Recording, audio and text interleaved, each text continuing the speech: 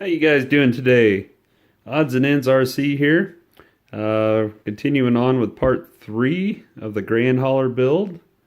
If you like what you see, please subscribe. It'll help me out. Last video we went through the rear suspension and the axles and differentials. Today I'm going to try to get through the transmission. It's a pretty complicated little build. Looks like step 20,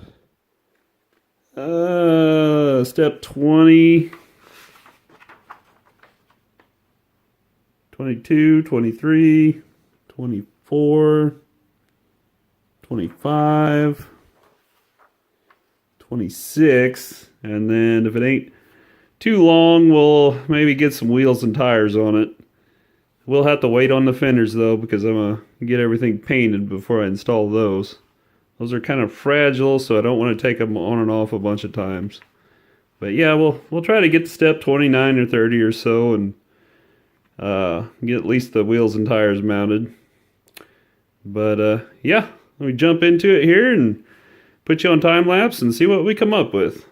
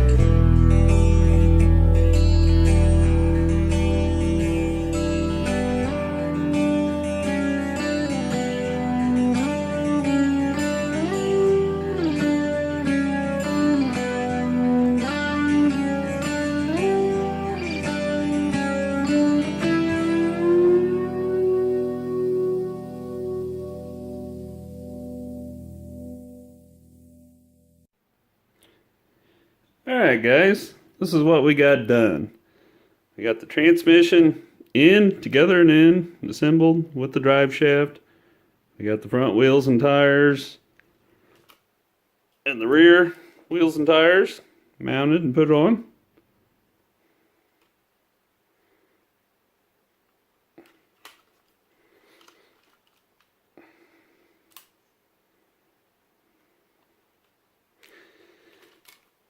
Now, the transmission is a time-consuming build. Just pay attention, close attention to the pictures. You can easily be misled, especially if you haven't been into the hobby for years. You kind of get a knack for understanding certain things if you've been around it for a while. But if this is one of your first builds, just pay close attention. Don't be worried if you got to take something back apart and change it. It's not a big deal. But there is a lot of little bearings and springs and gears. There's a lot of things you got to get in the right spot. C-clips. Luckily I got it the first try. I didn't have to take it back apart, but you know, could have easily gone the other direction. Inside, what I think I might change though, I remember doing on another truck, but I haven't decided if I'm going to do it on this one or not. This is your shifter shaft that changes your gears on your 3-speed transmission. And it has a servo that pulls on it, you know, shifts it back and forth. There's a spring, the outermost spring on each end, there and there. I'm thinking about removing them. As when you go to shift this, it's going to put your servo under tension. So if you have it in first gear all the time, your servo is going to continuously be under tension holding it in first gear. If you take these out, it's not really a big deal because your servo is going to hold it where it needs to be anyway, and there won't be any strain on your servo. Let me know if anybody else has done this, but I'm thinking about doing it because there's quite a bit of pressure when you go to pull on this. There's quite a bit of pressure holding against that servo. Let me know what you guys think. As far as the motor goes, I went ahead and I put a 55 turn axial motor in it. It will be a lot slower geared, a lot more scale speeds. Like I said before, this thing is way too fast. Geared way too fast for how delicate it is. I mean, you could tip it over easily in third gear. So we went with that crawler motor. That should maybe almost cut the speed down in half. Give it a little more realistic crawl, slow speed. The drive shaft, you slip that in as you're putting the transmission in. It's not really much to that. Just grease each end before you put it in. The wheels and tires, the back rims are 2-piece rims. You bolt them together with 3 bolts. See those bolts in there in the middle. Nothing to it really. Just make sure you put the tires on the rims before you bolt them together. It'll make it a lot easier. If you're trying to put the tires on after you bolt it together, it's kind of hard to get the tires slid over. They do require you to glue these. I did not glue them because I plan on upgrading to aluminum wheels later. And if I reuse these tires, I want to be able to get them back off. But it's up to you guys. You know, if you plan on keeping these for a while, go ahead and glue them. If you don't, they could spin inside the wheel. Sometimes they do, sometimes they don't. It's the front wheel. There ain't much to it, just one piece. Tire slips right on it. These tires are pretty hard, but once you start bolting metal things on these, I guess they kind of need to be. But yeah, it was pretty uneventful. Just like I said, pay close attention inside that transmission. I mean, there's a lot of pieces that go in it. As you can see from the pictures. Make sure you use Loctite where they tell you to use Loctite. Use grease where they tell you to grease it. I did put full ball bearings in this truck. There is 2 bearings. right here, they tell you not to replace the bearings in this little piece, this little gear shifter piece. I went ahead and put bearings in it anyway because it slid back and forth on the shaft pretty easy, and I'm probably only going to keep this thing in first gear 99% of the time, but they require you to use some cement to glue in the bushings or bearings. I went ahead and used some tire glue cement just because. Just put a little in there just in case. But it's up to you guys if you want to use the bushings or not. But I went ahead and used the bearings that came with the bearings kit I bought. I don't really see me having any issue with that. But yeah, pretty happy with it so far. I'll probably start on some painting next. Most of the rest of it's just your bumpers and tanks and chrome add-ons and stuff like that.